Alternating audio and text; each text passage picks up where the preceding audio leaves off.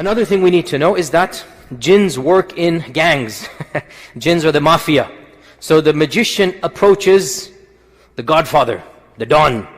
The jinn approaches the don, the godfather.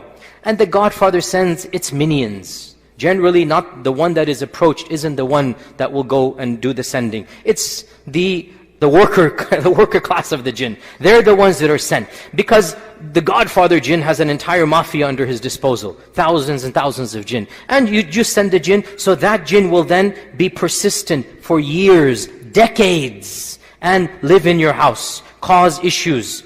And that jinn is getting whatever recognition, and I don't know their internal currency, but it's getting a benefit from the don. Right? It's getting something from the big guy, and so it's doing what it does, and a lot of times it's also scared of the big guy.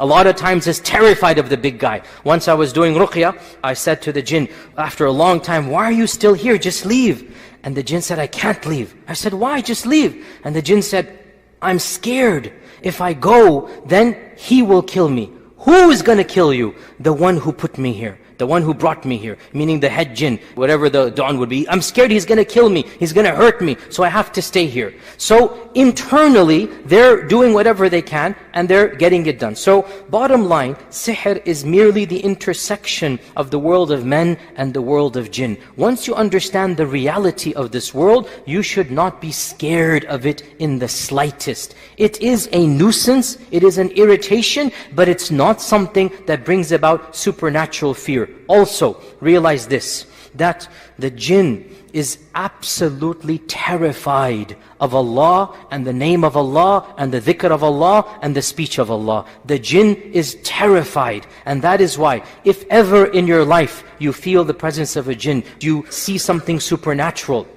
it will be terrified if your bravery is manifested to it because of Allah subhanahu wa ta'ala. The fact that you have no fear, and I have experienced this, and I know all of the raqis in the audience know this firsthand. You stare at it straight, and you just say, as the Prophet ﷺ taught us to say, memorize this phrase, Bismillah, Ana Abdullah, Ukhruj Aduwallah. 3 phrases. Memorize them.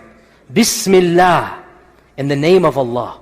I'm not powerful. I'm not going to do anything. I am connecting with Allah. Bismillah. I am the servant of Allah. I speak with Allah's name now. I'm not speaking in my name. I speak in the name of Allah. Get out, O enemy of Allah. You say this with firmness, and you will see. I hope Allah protects all of you. I hope you don't see. But if that ever happens, now the opposite.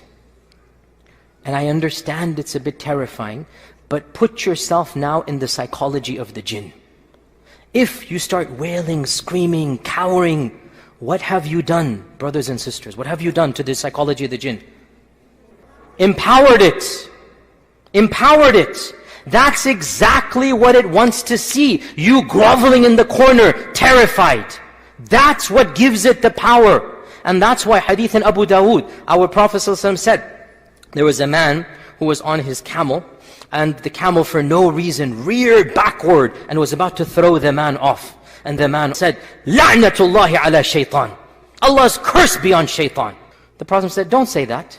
When you say that, shaitan becomes so big, he's bigger than a house.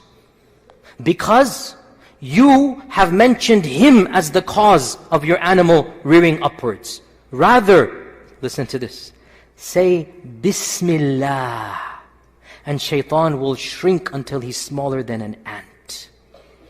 This hadith shows us, when you connect with Allah subhanahu wa ta'ala, what you're doing is you are shrinking the power of the jinn. You're eliminating the power of the jinn.